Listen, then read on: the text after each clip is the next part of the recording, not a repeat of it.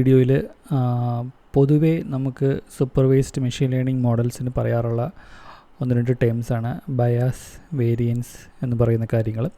So ഇതെന്തൊക്കെയാണെന്ന് നമുക്കൊരു സിമ്പിളായിട്ടുള്ളൊരു example വഴി മനസ്സിലാക്കാൻ ശ്രമിക്കാം. ഫോർ എക്സാമ്പിൾ, നമ്മൾ ഹ്യൂമൻസ് ലേൺ ചെയ്യുന്ന പോലെ തന്നെ മെഷീൻസും ലേൺ ചെയ്യുന്നു എന്നുള്ള രീതിയിലാണ് നമ്മൾ പൊതുവെ പറയുന്നത്. അല്ലെങ്കിൽ നമ്മുടെ ആവശ്യം, നമ്മൾ ചെയ്യുന്ന പോലത്തെ കാര്യങ്ങൾ മെഷീൻസിനെ കൊണ്ട് ചെയ്യിപ്പിക്കുന്നതാണ് നമുക്ക് പൊതുവേ പറയുന്ന മോഡലിംഗ് ടാസ്ക് മെഷീൻ ലേണിംഗ് എന്ന് പറയുന്നത്. അപ്പോൾ നമ്മൾ ഹ്യൂമൻസ് ലേൺ ചെയ്യുന്ന എക്സാമ്പിൾ തന്നെ എടുത്താൽ തന്നെ നമുക്കറിയാം, നമ്മൾ ഒരു സ്റ്റുഡൻറ്റിനെ ഒരു കാര്യം പഠിപ്പിക്കുമ്പോൾ, ഒരു കുട്ടിയെ നമ്മൾ അഡീഷൻ, സബ്ട്രാക്ഷൻ ഇങ്ങനെയുള്ള കാര്യങ്ങൾ പഠിപ്പിക്കുമ്പോൾ നമ്മൾ ആദ്യമേ ഈ പറഞ്ഞ കാര്യങ്ങളെല്ലാം പറഞ്ഞതിന് ശേഷം കുറേ പ്രാക്ടീസ് പ്രോബ്ലംസ്, എക്സാമ്പിൾസ് അവരെ കൊണ്ട് ചെയ്യിപ്പിക്കും. അതായത് അഡീഷൻ്റെ ചെറിയ ചെറിയ എക്സാമ്പിൾസ്, സബ്ട്രാക്ഷൻ്റെ ചെറിയ ചെറിയ എക്സാമ്പിൾസ് എന്നിങ്ങനെയുള്ള കാര്യങ്ങൾ.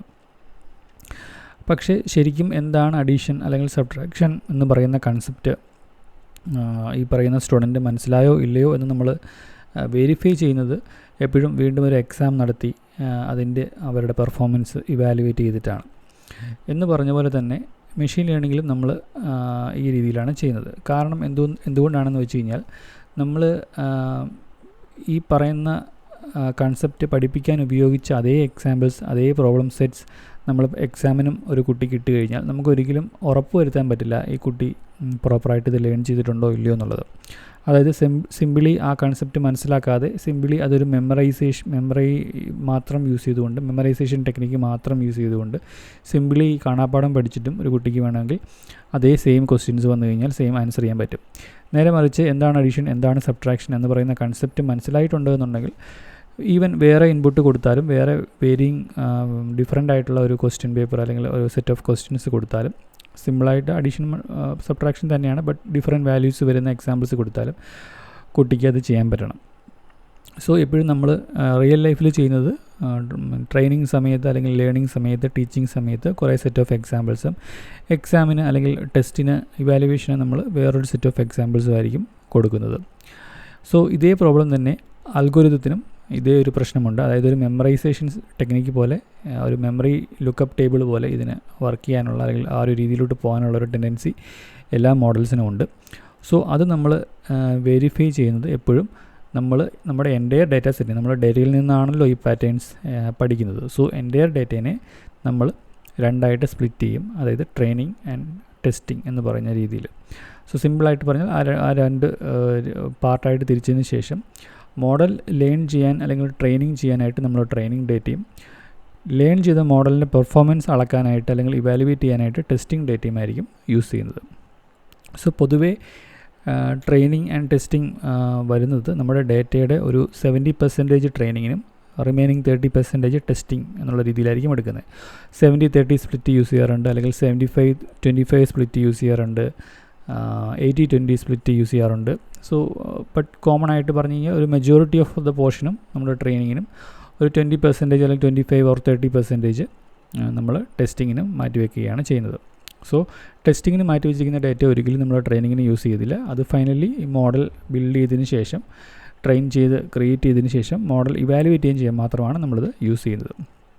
സോ അങ്ങനെ വന്നു കഴിയുമ്പം നമ്മുടെ മോഡലിൻ്റെ പെർഫോമൻസ് പല രീതിയിൽ, അതായത് 4 ട്രെയിനിങ് ഡേറ്റയിലും ടെസ്റ്റ് ഡേറ്റയിലും പല രീതിയിൽ വരാം. സോ നമുക്കതിൻ്റെ മൊത്തത്തിലുള്ള ഒരു കോമ്പിനേഷൻസ് എടുത്തു കഴിഞ്ഞാൽ നമുക്ക് ഈ ഒരു 4 കാറ്റഗറിയിൽ പറയാൻ സാധിക്കും.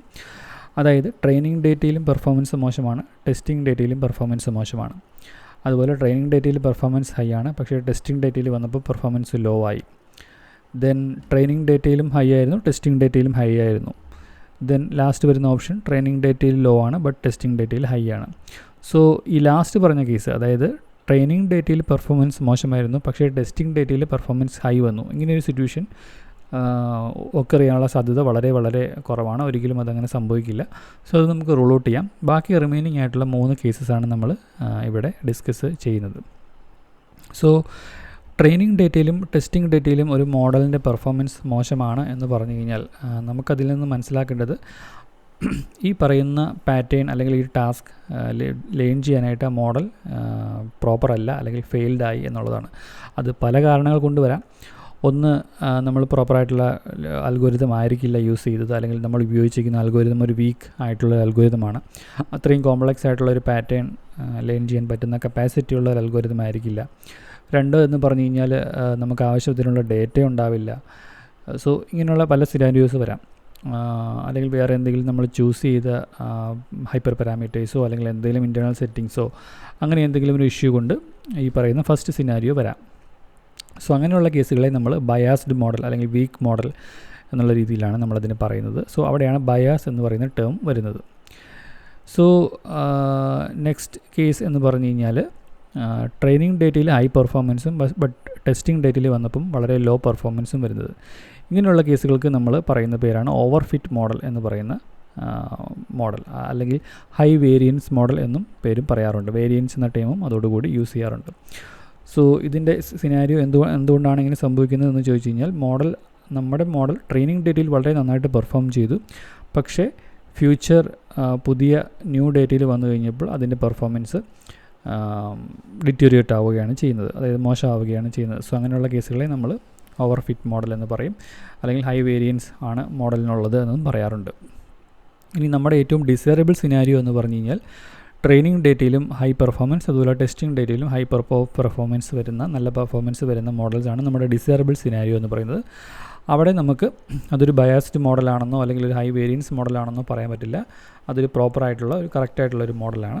ഈ പറയുന്ന ഇഷ്യൂസ് ഒന്നും ഉണ്ടാവില്ല. സോ ഈ ഒരു തേർഡ് സിനാരിയോ ആണ് നമ്മളെപ്പോഴും എത്തിക്കാൻ ശ്രമിക്കുന്നത്, അല്ലെങ്കിൽ നമുക്ക് അറ്റൈൻ ചെയ്യാനായിട്ട് നമ്മളെപ്പോഴും കണ്ടിന്യൂസ് ആയിട്ട് ശ്രമിക്കുന്നത് ഈ ഒരു രീതിയിലാണ്. സോ ഇപ്പോൾ ഞാനിതിൽ പറഞ്ഞ ഫസ്റ്റ് കേസ്, അതായത് ട്രെയിനിങ് പെർഫോമൻസും മോശം, ടെസ്റ്റഡ് പെർഫോമൻസും മോശം, രണ്ടും മോശമാണ്, അതായത് ലോ ആണെന്ന് പറയുമ്പോൾ ഞാൻ പറഞ്ഞിരുന്നു മോഡൽ സിമ്പിൾ ആയതുകൊണ്ടാവാം, അതിന് ആ ഒരു പാറ്റേൺ എനഫ് ലേൺ ചെയ്യാൻ പറ്റാത്തൊരു സിനാരിയോ കൊണ്ടാവാം, അല്ലെങ്കിൽ ഡേറ്റ എനഫ് ഉണ്ടാവാൻ ഇല്ലാത്തത് കൊണ്ടും ആവാം. ആവശ്യത്തിന് എക്സാമ്പിൾസ് അതിന് കിട്ടിയിട്ടില്ല ലേൺ ചെയ്യാൻ മാത്രമുള്ള. സോ ഇതിൽ ആദ്യം പറഞ്ഞ കേസാണെങ്കിൽ, അതായത് മോഡലിൻ്റെ പെർഫോമൻസ് മോഡൽ സിമ്പിൾ ആയതുകൊണ്ടാണെന്നുണ്ടെങ്കിൽ നമുക്ക് അവിടെ ചെയ്യാൻ പറ്റുന്ന ഒരു കാര്യം എന്ന് പറഞ്ഞു കഴിഞ്ഞാൽ കുറച്ചും കൂടെ കോംപ്ലിക്കേറ്റഡ് ആയിട്ടുള്ളൊരു മോഡൽ യൂസ് ചെയ്യുക എന്നുള്ളതാണ്. അതായത് ഈ ഡേറ്റേനെ നമുക്ക് ക്ലാസിഫിക്കേഷൻ ടാസ്ക് ആയാലും റിഗ്രഷൻ ടാസ്ക് ആയാലും അത് ചെയ്യാൻ പറ്റുന്ന കപ്പാസിറ്റിയുള്ള ഒരു കുറച്ചും കൂടെ കോംപ്ലക്സിറ്റി കൂടിയൊരു മോഡൽ യൂസ് ചെയ്യുക എന്നുള്ളതാണ്. സോ അങ്ങനെ ചെയ്യുമ്പം പൊതുവേ മോഡൽ കോംപ്ലക്സിറ്റി കൂടുമ്പോൾ അതൊരു ഓവർ ഫിറ്റ് മോഡലാവാനുള്ള സാധ്യത കൂടിക്കൊണ്ടിരിക്കും.